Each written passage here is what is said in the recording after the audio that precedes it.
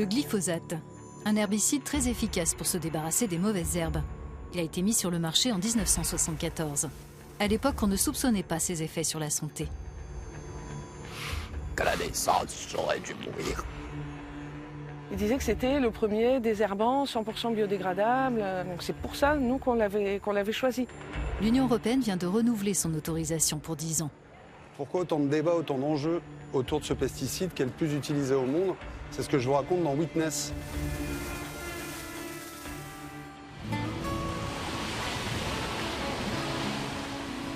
L'Organisation mondiale de la santé a classé en 2015 le glyphosate comme un cancérogène probable pour les humains. On est venu ici jusqu'à Quiberon pour rencontrer Ludovic. Ludovic, il a 52 ans, il était paysagiste et le glyphosate a littéralement détruit sa vie. Je suis Ludovic Mauger et j'étais paysagiste et je suis donc atteint d'un cancer que j'ai attrapé avec les pesticides en travaillant. Mes enfants, mon garçon, je lui ai appris à nager sur cette plage-là. Et c'est des souvenirs qui remontent, quoi. C'est émouvant.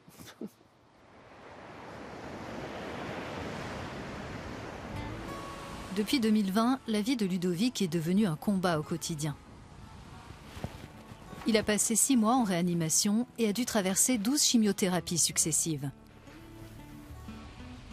Ma maladie a été très compliquée à trouver parce que c'est un lymphome en plus qui est très rare. Donc déjà, il y a eu presque 6 mois ou 7 mois, pas loin d'errance médicale déjà. Comment tu travaillais à l'époque? Comment est-ce que vous travailliez avec le glyphosate? Alors déjà, quand on remonte à il y a 20 ans de ça, hein, on en trouvait déjà un peu partout. Il n'y avait pas de dérogation comme il faut avoir maintenant. Et on travaillait tout simplement avec un pulvérisateur sur le dos, même avec un t-shirt en dessous. Et puis on le faisait manuellement, sans masque, sans gants, sans rien du tout.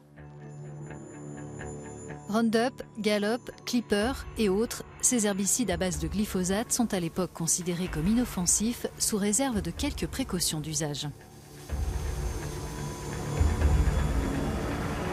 Les désherbants sont tellement puissants, ça attaque le joint des pulvérisateurs. Donc automatiquement, ça donne des fuites. En fait, on a souvent le dos qui est trempé. Quand je suis tombée malade, j'ai pas vraiment fait le lien avec le glyphosate. Et jusqu'à un moment donné, bien entendu, où là, les prises de sang se sont avérées que j'avais le sang empoisonné de glyphosate. Alors mon indemnisation est très dérisoire, hein. Monsanto me verse 300 € par mois pour mon indemnisation pour ma maladie. J'ai quand même perdu la tête. J'ai été un moment sans reconnaître ma femme, sans reconnaître mes enfants. C'est émouvant. C'est très dur. Pas aussi forte. Pas aussi forte, ok. Aujourd'hui, Ludovic n'a plus la force de poursuivre Monsanto. Néanmoins, de nombreux procès sont remportés à travers le monde contre la firme géante allemande Bayer qui a acheté Monsanto en 2018.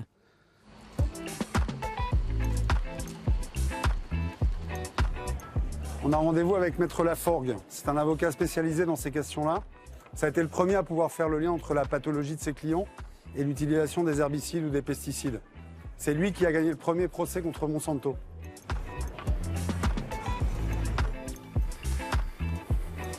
On est confronté à un vrai lobby des pesticides pour essayer de cacher la dangerosité des pesticides pour qu'ils continuent à être utilisés par les exploitants agricoles et leurs salariés. Ce lobby intervient à tout niveau. Il intervient d'abord au niveau européen, au moment de l'approbation des substances actives.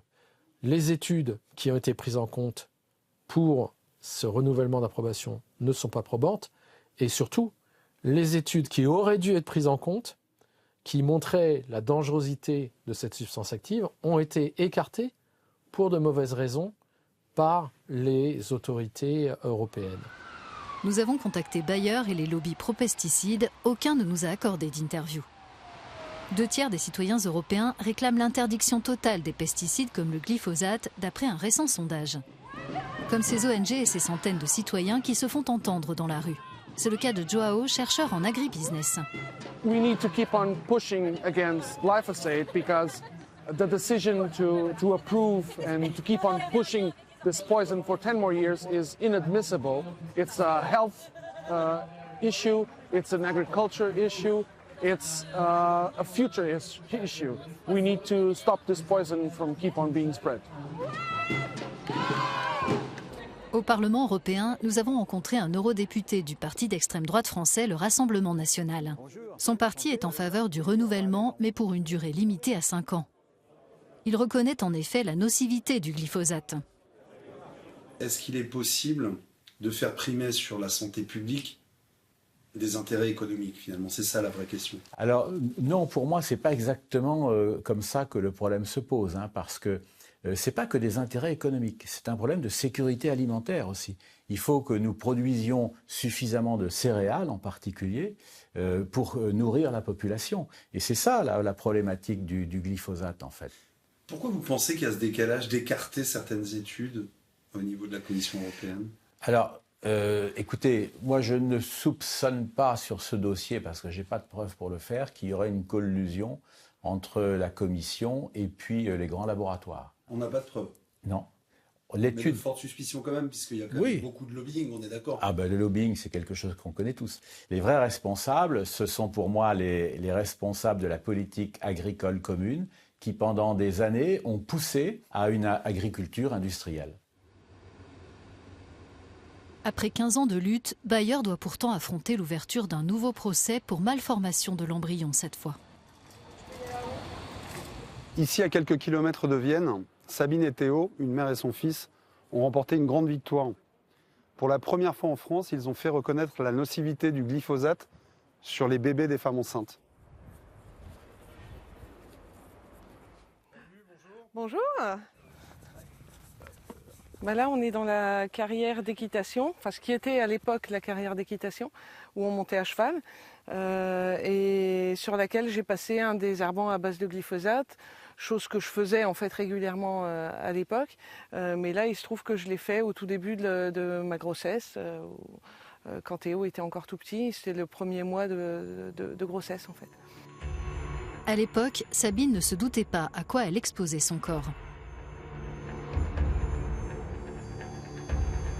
Tout ce qui est indiqué, c'est un pictogramme comme quoi c'est dangereux pour les organismes aquatiques.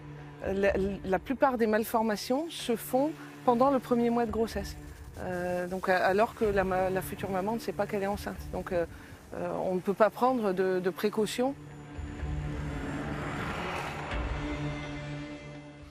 Ça a été très compliqué, puisque qu'à la naissance, j'aurais dû mourir. Il y a eu énormément d'opérations qui ont été faites dès le début. Parce qu'en tout, j'ai subi 54 anesthésies générales. Le jeune homme reçoit une indemnité mensuelle d'environ 1 000 €, le Fonds français d'indemnisation des victimes des pesticides ayant reconnu le lien entre ces malformations de l'œsophage, de la trachée et du larynx et l'utilisation du glyphosate par sa mère. Aujourd'hui encore, il ne peut respirer que grâce à une trachéotomie. Pour moi, personne ne savait. Je venais de m'apercevoir du truc. Et donc, je me suis dit, il faut alerter tout le monde pour qu'il y ait des études qui soient faites. Voilà. Et aujourd'hui, tu penses que Monsanto savait? Ah bah là, aujourd'hui, je vous cache pas que... donc les Monsanto Papers, je voudrais pas dire de bêtises, je crois que c'est 2017.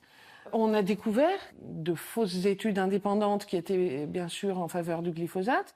Des mails internes où ils reconnaissaient qu'ils avaient testé le glyphosate seul, mais pas la formulation, par exemple. Et que donc le produit avait été autorisé sur la base d'informations qui étaient, pour le moins, partielles, on va dire. Voilà. Volontairement partielles. Volontairement partielles, clairement. Le produit en lui-même, bon, on est d'accord, mais c'est surtout la bêtise qu'il y a autour de comment c'est géré qui est bien plus révoltante que le produit en lui-même. Sur combien de temps on met avant de l'interdire qui est affligeant.